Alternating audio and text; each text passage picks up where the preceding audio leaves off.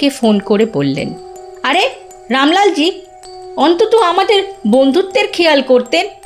আপনিও আমাদের গ্রামের মোটুকে এমন আতশবাজি দিয়েছেন, একটাও তো ফাটলো না। আরে সারপাঞ্চজি, এতে আমার কোনো দোষ নেই।